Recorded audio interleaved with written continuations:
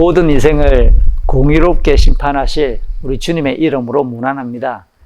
성경은 모든 사람이 죽음 이후에 하나님의 심판이 있음을 가르칩니다. 히브리서 9장 27절이 대표적이죠. 그렇기 때문에 고린도전서 10장 31절에서는 이 땅을 사는 동안 무슨 일을 하든지 오직 하나님의 영광을 위해 살도록 안내합니다.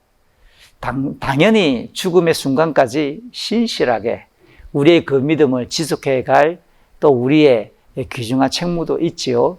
그러므로 경건한 인생은 유한한 자기의 삶을 죽음 너머의 영혼에 잇대어서 부르심의 길을 충성스럽게 걷는 것입니다.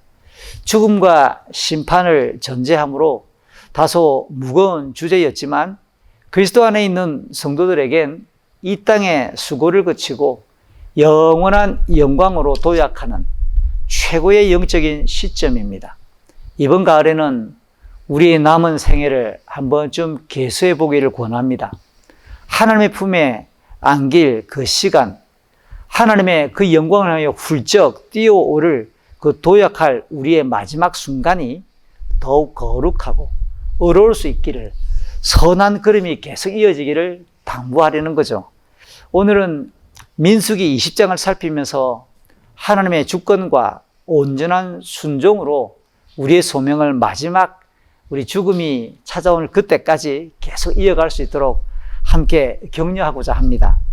본문의 시작인 1절은 모세의 누나 미리암의 죽음을, 그리고 가운데 부분인 민수기 20장 12절에서는 모세와 아론이 약속의 땅 가나안으로 백성들을 더 이상 인도하지 못한다라는 하나님의 선언을 다룹니다.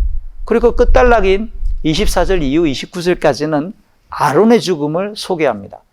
미리암, 모세, 아론, 이들은 출애굽 당시 20세 이상 이스라엘의 1세대들의 지도자들이며 그 세대 전체를 상징하기 때문에 바란 광야 가데스 바네아에서 정탐한 이후 불신앙으로 그렇게 하나님께 반역했던 1세대들 중에서 여호수아와 갈렙을 제외하고는 아무도 가나안에 갈 수 없다라는 민수기 14장 30절에 하나님의 그 판결이 여실히 이들에게도 함께 드러나면서 확실하게 하나님의 그 판결과 말씀이 진행되고 있음을 보여주는 것입니다. 특별히 첫째 딸에 미리암이 죽었다라고 1절은 소개하는데요. 이후 민수기 33장 38절의 내용을 참고해 보면 아론의 죽음을 출애굽 40년째라고 설명합니다. 그러니까 민수기 13장과 14장의 가나안 정탐 사건 이후 벌써 38년의 시간이 흐른 셈이죠. 이어지는 민수기 20장 2절 이하 13절까지 해서 그 기간 동안 1세대의 죽음을 지켜본 2세대들은 하나님을 경외하며 가나안에서의 삶을 거룩하게 준비해야 했지만 가나안 남쪽의 입구인 신광야 가데스에 도착한 뒤 오히려 그들의 부모 세대 1세대들과 똑같이 죽었으면 좋았겠다라고 불평하고 맙니다. 왜 그랬을까요? 물이 없었고 경작지나 과일도 없는 불편한 현실을 그렇게 불신하면서 모세와 아론에게 더 나아가 하나님께 악평하며 그렇게 범죄한 것이죠. 이 하나님께서는 모세와 아론에게 지팡이를 들고 바위에게 명하여 물을 내도록 하셨습니다. 그러나 모세는 반역한 백성들에게 하나님의 지시를 어기고 화를 내며 지팡이로 바위를 내리치고 맙니다. 그래서 물은 솟았지만 하나님께서는 거룩함을 나타내지 아니한 모세와 아론에게 더 이상 백성들을 가나안으로 인도할 수 없다라고 판결하신 것입니다. 모세와 아론도 가나안 땅에 들어갈 수 없게 된 것입니다.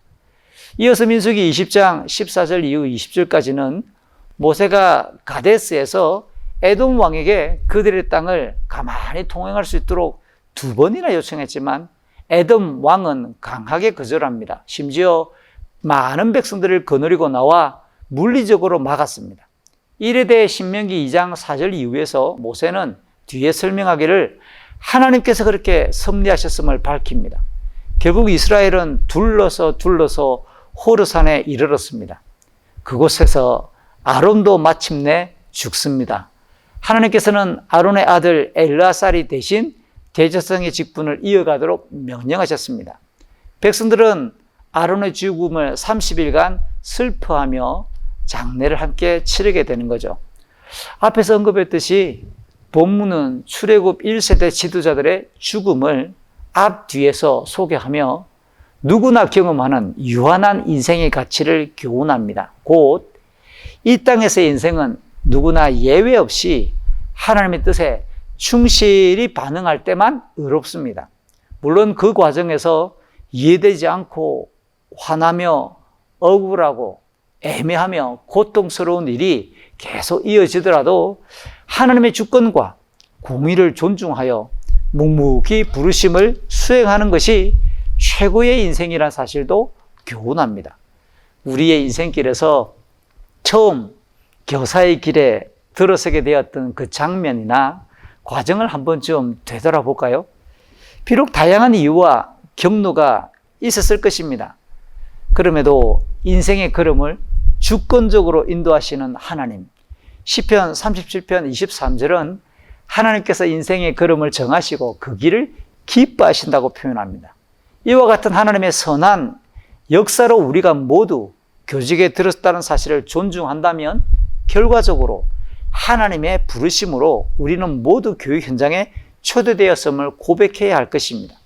그리고 우리의 걸음을 인도하시고 기뻐하시는 하나님께 역시 감사해야 되겠죠.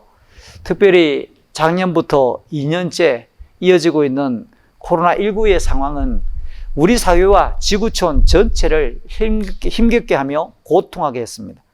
교육 현장에서도 이전까지는 전혀 예상하지 못했던 다양한 형태의 활동이 시도되었습니다.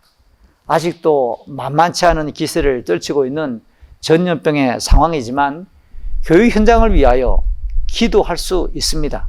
그리고 우리는 여전히 우리의 아이들과 다음 세대를 위해서 기도하기를 멈추지 말아야 할 것입니다.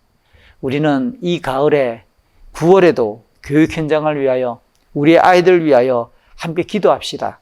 그러므로 하나님의 역사가 변함없이 신실하게 이어지도록 가난한 심령으로 하나님께 호소합시다. 아멘.